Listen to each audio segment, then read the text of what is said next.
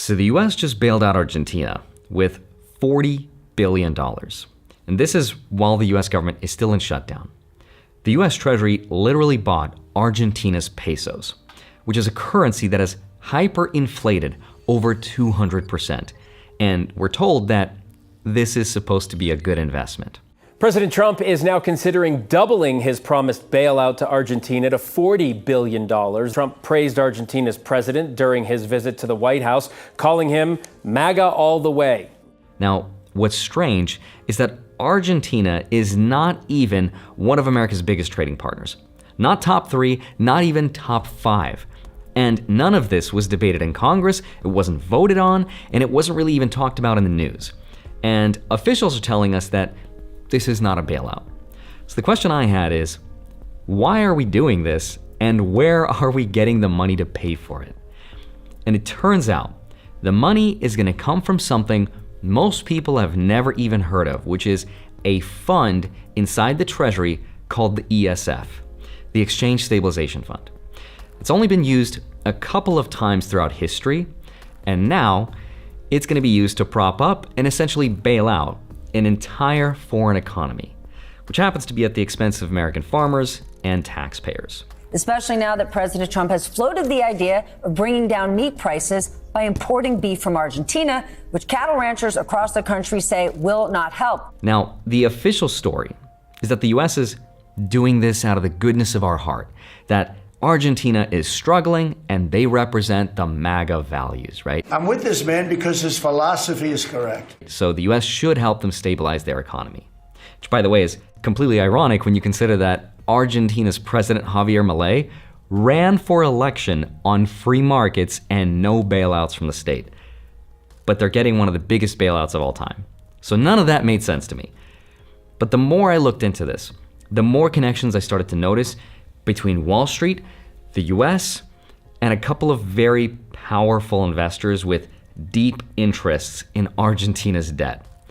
These are people who have been betting on Argentina's recovery for years. And if Argentina's bonds are allowed to collapse, billions of those dollars would disappear.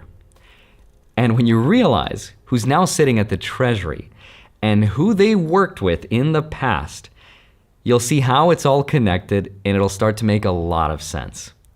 So in today's video, I want to show you how the US just bailed out a foreign country and why, and what this says about the new financial war between the US and China. So with that said, let's get into it. Hi, my name is Andre Jick. Hope you're doing well. Come for the finance and stay for the bailout. So before I get into what this means for the US and for China and the dollar, let me first explain how it actually happened, because obviously what the Treasury did was not approved or passed through Congress, wasn't voted on, and it didn't even come from the Federal Reserve. It actually came from a completely separate pool of money, and it's one that very few people even know exists. It's called the ESF, the Exchange Stabilization Fund. Now, the ESF was actually created way back in 1934 during the Great Depression, with profits the US made from revaluing gold. So at the time, President Franklin Roosevelt literally changed the price of gold from $20.67 an ounce to $35 per ounce. So all of a sudden, the US government just declared that its gold reserves were worth 70% more than they were the day before. That repricing caused a huge profit. It created a huge benefit of billions of dollars for the Treasury. But instead of letting Congress just spend it all, Roosevelt decided to lock it away in a new fund that could be used for emergency stabilization. The idea was that the Treasury could use this secret pool of money to intervene in currency markets for things like stabilizing the dollar, or if we really wanted to, getting involved in foreign economies without ever needing Congress's approval to do it. And for the last 90 years, it's been sitting inside the Treasury, and it was only used a couple of times throughout history that we know of, at least publicly. For example, it was used in 1995 to bail out Mexico during the peso crisis. The peso also continued to collapse. It has lost 40% of its value to the dollar in the last 3 weeks. Again in 2008, during the global financial collapse, and again during the pandemic to backstop credit markets when the Fed ran out of things to do, like lowering interest rates past zero. And now again this time, to prop up another country's currency and by extension their economy. Now the question is this funded by our tax dollars? And the answer is yes and no. The Treasury isn't literally sending Argentina just a blank check, right? At least not directly. What they're doing is they're using something called a currency swap. Through the Exchange Stabilization Fund, the Treasury buys Argentina's pesos from Argentina's central bank, giving them US dollars in return. In theory, then, those pesos act as collateral. And in practice, the Treasury is now holding a hyperinflating currency, a melting ice cube on behalf of US taxpayers. Now that's just the first $20 billion. The second half of this deal was more recent and is expected to come from private investors and hedge funds, sovereign wealth funds, banks, etc. Now, you have to ask, if you're a bank, you might be like, why do I have to do this? I don't want to do this. And the only reason they're willing to is because the US Treasury is guaranteeing the security of their money and some other perks I'll explain soon, but this is also why they want collateral, right? They want something to back the loan with. Because if Argentina defaults and it can't pay back the US, it's going to be the Treasury that gets hurt, and by extension, US taxpayers, which are kind of left holding that bag. So are taxpayers paying?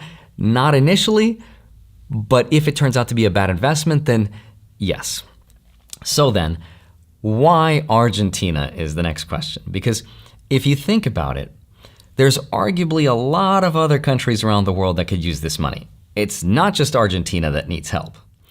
The US might need it too. So first, let me just explain what the official story is of why Argentina, and then I'll get into some more interesting revelations. So here's the official story.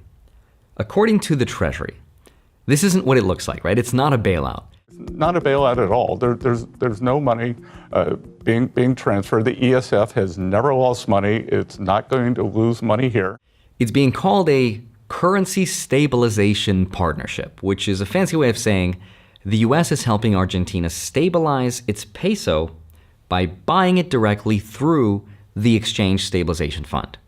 Now, the person in charge of this plan is, of course, the Treasury Secretary Scott Bessent, one of the smartest macro investors on Wall Street, because before joining the Treasury, he spent years running a hedge fund and managing billions of dollars for one of the most successful investors in history. Now, in his first month as Treasury Secretary, Scott Bessent has been very loud about one specific thing, and that is that the United States has to take a bigger role in global markets again. And he is committed to getting China out of Argentina. They're all over the place in Latin America.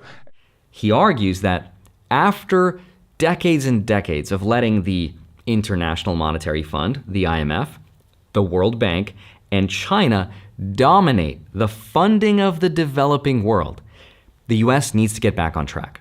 In other words, he wants to slow down this chart right here. Remember this one? It's the chart that shows decades and decades of de-dollarization. So the goal is to defend the dollar's global role by helping allies stabilize their economies before China does it with the yuan, which we know will be backed by gold. So that's the idea. If the US doesn't help struggling countries, it's not going to be able to exert its influence on the world, and China will instead, which of course it doesn't want. Okay. So he's like, Argentina is going to be a good example of how we're going to start doing this. So we are going to use Argentina as an example. We back up our allies. And his reasoning is that Argentina is a country with huge potential, right? Big reserves of natural gas and lithium, farmland. But right now it's just crippled by bad monetary policy, right? Inflation over 200%, multiple currency rates, a history of defaults. His argument is that by stabilizing the peso and bringing Argentina back into the global financial system, the US can do both, help an ally and protect the dollar's influence across Latin America, which also happens to be a region that China's been trying to do that with for years. Okay, but when you really look into this story though, you have to ask, cui bono, as they say, right? Who benefits? How does the money flow and who does it go to? Which private funds have exposure to Argentina and its debt? And this is where the story starts to take a little bit of a turn. So here's where things start to look a little strange. And the more I looked into it, the more I noticed some really interesting connections between Wall Street, the Treasury, and investors with really big interests in Argentina's debt. Now, before I show you that, I want to give a quick thank you to CyberGhost VPN for supporting this channel and making videos like this possible. With over 38 million users and more than 20,000 5-star reviews on Trustpilot, CyberGhost is one of the most trusted ways to stay private online.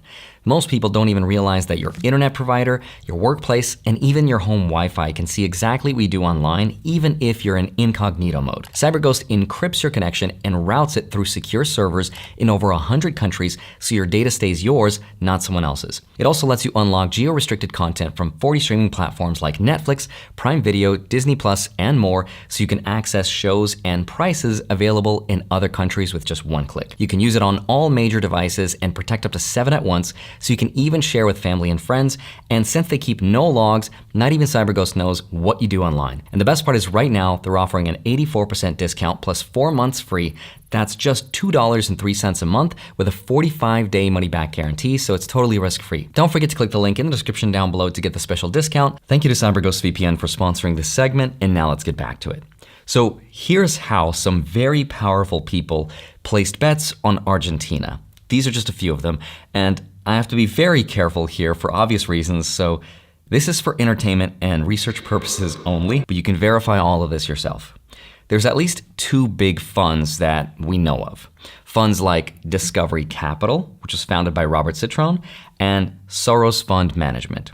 But where it gets interesting is that the current US Treasury used to work under George Soros at the Quantum Fund, where he managed billions of dollars and worked with the same people who run these funds and have deep investment interests in Argentina's economy. So the person who's now running the Treasury, the one who's approving this entire $40 billion deal, is the same person who spent decades making money from these types of trades.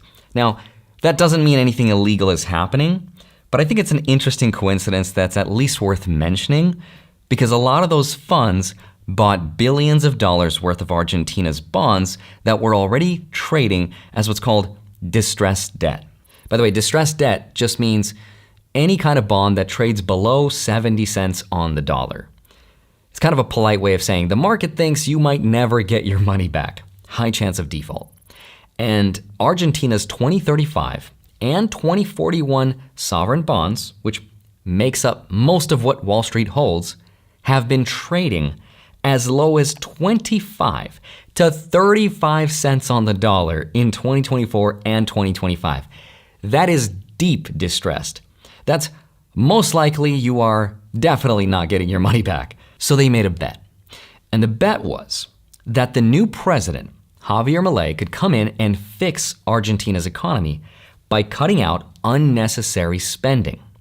Remember all those videos way back in the day? It's about taking that chainsaw to government bloat and removing all of it. And if he could fix the economy, that would make Argentina's bonds valuable again. But that didn't end up happening, right? Inflation stayed above 200%, the peso has kept collapsing, and those same bonds have fallen more than 30%. Argentina's risk premium, which is the price that investors charge to hold its debt, increased exponentially. So every day that the peso goes down, the portfolios that hold those bonds are just bleeding money. What that means then is some very powerful people are losing a lot of money. But now fast forward to July 2025. Out of nowhere, the US Treasury steps in and says, don't worry guys, we got you. We're gonna stabilize your currency without congressional approval. We're gonna use the ESF mechanism, right?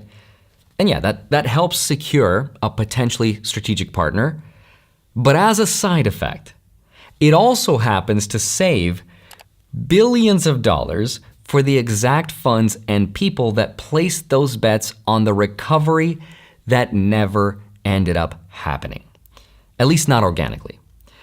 And because the official story doesn't tell us that this is a bailout, that's not the framing, no one can really criticize it as market intervention. But behaviorally, it looks like one. The money is coming from the Exchange Stabilization Fund, which, remember, sits inside the Treasury. So if those pesos lose value, which they are, it's the Treasury that takes the hit. And when the Treasury takes the hit, that shortfall gets filled with new debt. New debt that taxpayers ultimately repay. And this actually has had real negative consequences on people like US farmers. They're struggling because of costs and drought conditions and grain and beef prices. In other words, on a practical level, we are subsidizing private investors and our competitors. So this is where a lot of people have that problem with what's happening, because it also sets a very bad example. The US government is now publicly saving billionaire investors who made bets that went bad. So then if this becomes the model, doesn't it tell other hedge funds that the US can save you as long as you can, work out a backdoor deal, and it can just be reframed as, we're going to defend the dollar, right? We're going to defend American values. But the reality is that the US is already running multi-trillion-dollar deficits. We're borrowing to fund programs, and somehow we're supposed to have an extra $40 billion laying around to gamble on another country's hyperinflated currency. So that doesn't make much sense. But let me just tie it all together and explain how this story is part of a much bigger picture. Because yes, this definitely helps Argentina. And it definitely helps the billionaire friends of this administration. But I don't think it's just about Argentina. It's also about the US fighting its war with China over the idea of what money should look like in the future. Because think about what's happening. China's getting ready to build its gold corridor, right? The node of vaults across Asia, Africa, Latin America. And they're literally creating a parallel financial system backed by their economy with the money that's redeemable for gold. And the US has also been doing kind of the same thing, but in reverse. So this bailout of Argentina, I don't think is some random act of charity, right? It's not altruism, and the president's not doing it just to be nice. He's doing it because it's supposed to telegraph to the world that the US still has that power to stabilize economies whenever it wants. China might be lending in yuan backed by gold. The US is now lending dollars backed by treasuries, right? And Argentina is sort of this test case scenario because it's the one Latin American country that's been slowly getting closer and closer to China. Because over the last few years, China's banks have lent Argentina billions of dollars to build things like power plants and railways and nuclear projects. They've been trying to pull Argentina into their sphere of influence, if you will, just like they've done with dozens of other countries across Africa and Asia. So the US is like, whoa, hold on a minute. You guys are becoming too close of friends. We're like, we'll lend you $40 billion if you need. And that's to block China's influence and its play to keep Latin America in the dollar system. And if it works, if Argentina can stabilize, which seems to be totally conditional on Javier Milei's re-election, because President Trump said if he does not get re-elected, the US won't support him. I'm with this man because his philosophy is correct. And he may win and he may not win, but I think he's going to win. And if he wins, we're staying with him. And if he doesn't win, we're gone. But if he does win, and if it works, I think we're going to see this strategy play out again and again, but with other countries. There's already rumors that other currency stabilization partnerships could be next for countries like Brazil, very important, Colombia, Egypt, Kenya. The Obama administration missed a big opportunity in the 8 years he was in, as many Latin American governments went center-right. So we are seeing Argentina, Paraguay, Ecuador, Bolivia. Countries that have all taken huge amounts of infrastructure loans from China that are now drowning in debt. Like Brazil, for example, owes tens of billions to China's state banks through the Belt and Road Initiative, and it's already part of BRICS, right? Colombia's peso has fallen over 20% last year, and it's facing serious inflation pressure. Egypt, which is one of China's biggest borrowers in Africa, is also on the verge of another IMF rescue. These are exactly the kind of candidate countries where the US could step in and try this out with. And remember, this is not the first time this has happened. Like I said, it's happened before in 1995 when we bailed out Mexico, right? For the similar reasons, to keep it from falling into financial chaos that could have spilt over into the US. But this time it's a little different because back then, the world was still on the dollar standard. But now that's changing. And the US is playing offensive defense, if you will. It also just happens to benefit some of the wealthiest people in the world, like Discovery Capital, which is one of the biggest holders of Argentina's debt, run by a former Soros fund manager, and the current Secretary Treasury, who also worked under George Soros, running billions at the same company. That's all just kind of a side added benefit, which I'm sure has nothing to do with this. I'd love to know what you think, though. As always, I hope you have a wonderful rest of your day. Smash the like button, subscribe if you haven't already. I'd love to see you back here next week. I'll see you soon. Bye-bye.